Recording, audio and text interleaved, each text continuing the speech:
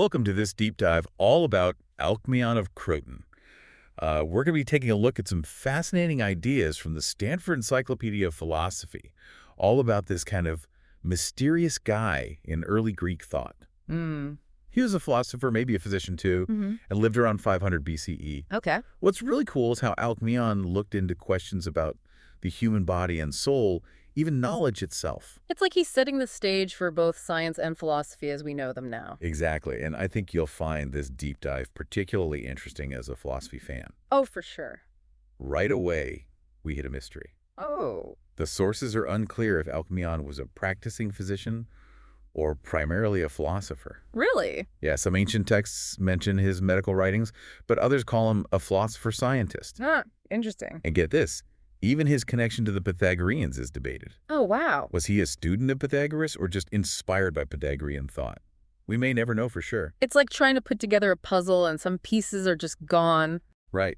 And to make it even harder, pinning down his exact dates is tricky. I bet. Scholars generally place him in the early 5th century BCE, Okay.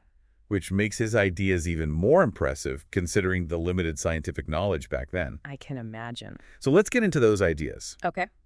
What I found really striking is how Alcmaeon starts his book with this big statement: humans can't know everything with absolute certainty. It's as if he's acknowledging the limits of human perception and understanding from the very beginning. So crucial to his philosophy, Alcmaeon knew we can't have perfect knowledge of things beyond our senses. Right. But, and this is key, he didn't just become a skeptic. Okay. He argued that we can still make reasonable judgments based on what we experience with our senses. I see. This emphasis on observation and evidence is what makes him such a philosophical pioneer. It's fascinating how he's laying the groundwork for empirical investigation. You know, the idea of looking at the world around us and drawing conclusions based on what we see. Exactly. He's not just relying on abstract reasoning or divine revelation. Right. He's saying, let's look at the evidence, let's use our senses to figure out how things work, and this approach is perfectly shown in his work on the brain. Oh, yeah. Alcmaeon was the first to identify the brain as the central organ for both sensation and thought, centuries before modern neuroscience. That's what blew me away. Not only did he figure out the brain is the command center, but he also described channels connecting the sensory organs to the brain, what we call nerves. How do you think he came to these conclusions? Well, if there's evidence that suggests he did dissections, although not as systematically as later anatomists. I see. Like he described seeing channels going from the eye to the brain after dissecting an animal's eyeball. Wow. His methods may have been basic, but his insights were revolutionary for his time. It's a testament to his curiosity and his willingness to go against conventional wisdom. Definitely. He wasn't afraid to get his hands dirty, so to speak, and explore the physical world to understand how it all works. And his insights went beyond anatomy. He also got into the realm of the soul, suggesting one of the earliest arguments for its immortality. This is where things get really interesting from a philosophical view. Right. How did he argue for the soul's immortality? It all hinges on the idea of perpetual motion. Okay. He said that the soul is always moving, and anything that's in perpetual motion can't stop existing. It's a beautiful argument, but it might not convince every skeptic out there. Yeah, it definitely raises some interesting questions. Yeah. Makes me think about consciousness, you know, whether it's something that truly exists beyond our physical bodies. Exactly.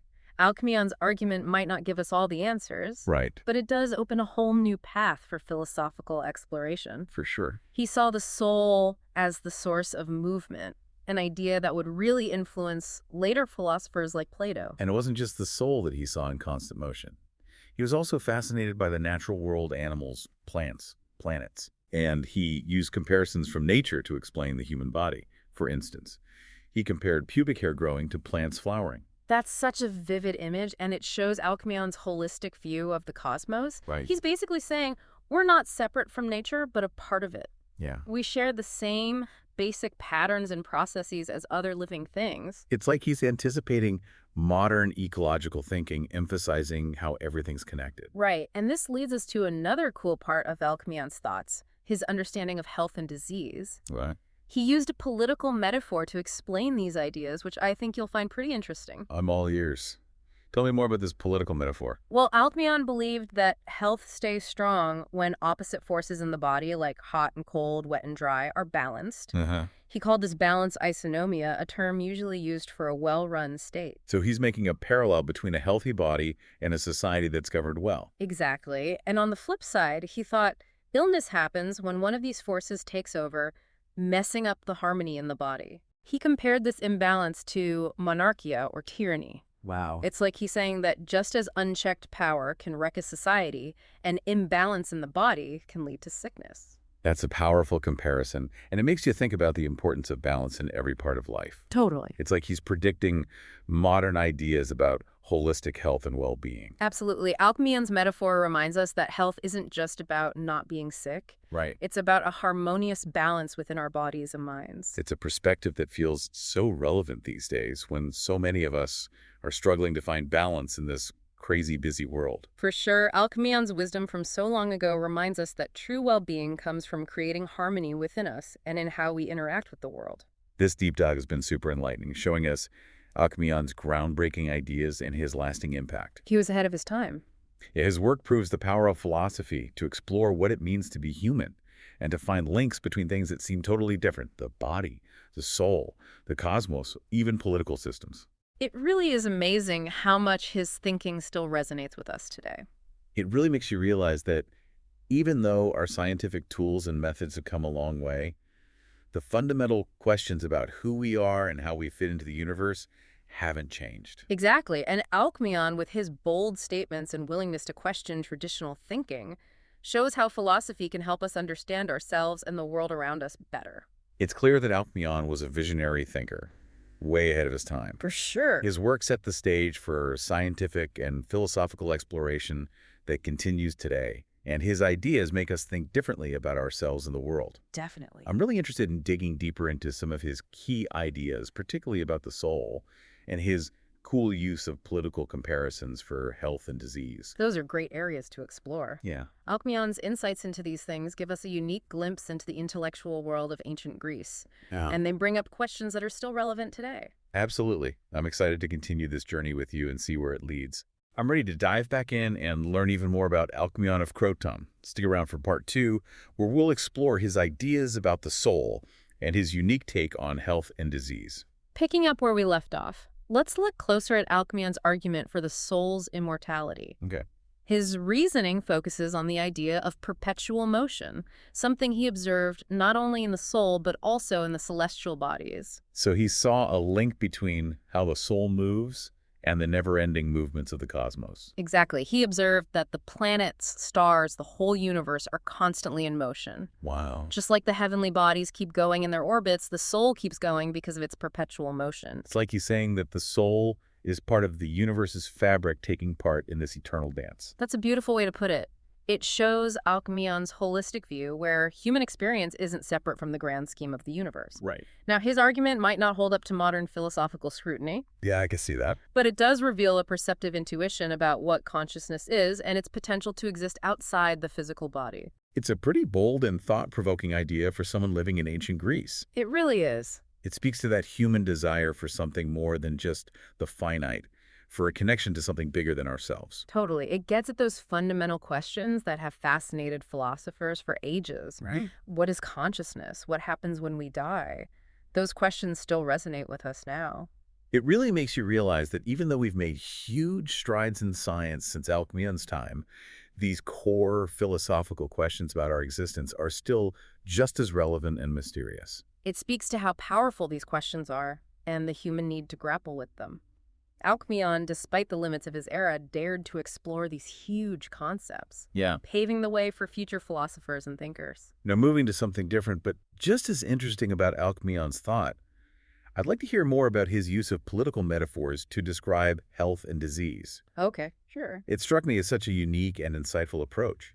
It is, and as a philosopher, I think you'll appreciate the depth and nuance of his thinking here. Remember how he used the word isonomia, Yes. meaning equality or balance, to describe health? Yes.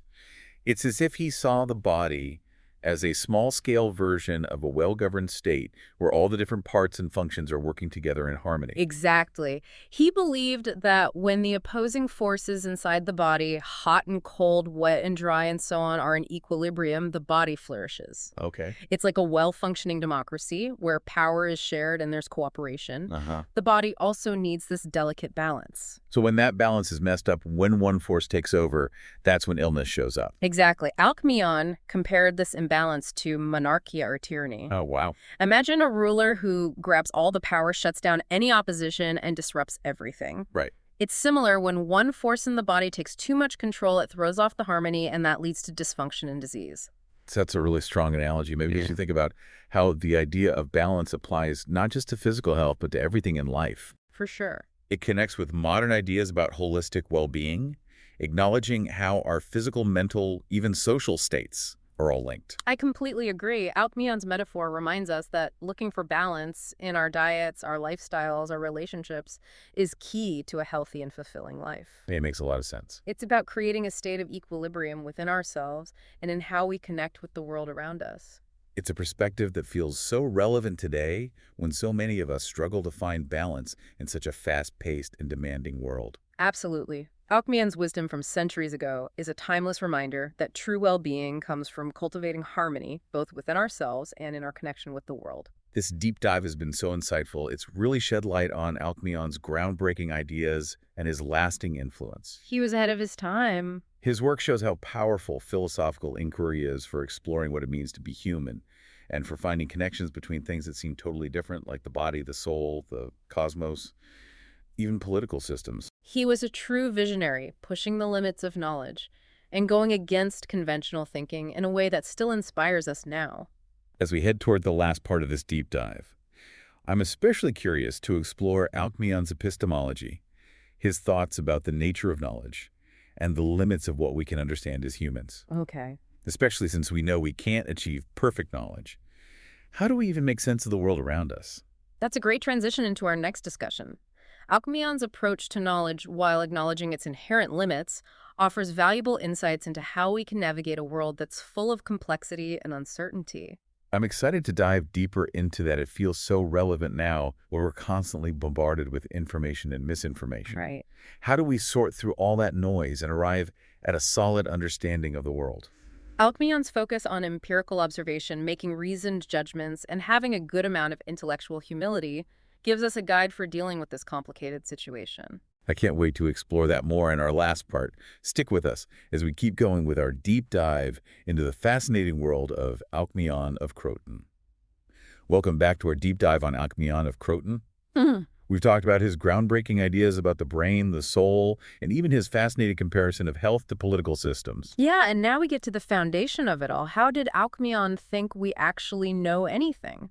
His epistemology, his theory of knowledge is surprisingly relevant even today. Especially since he emphasized observing and using our senses, but he also said we can't have perfect knowledge. So how do those two ideas work together?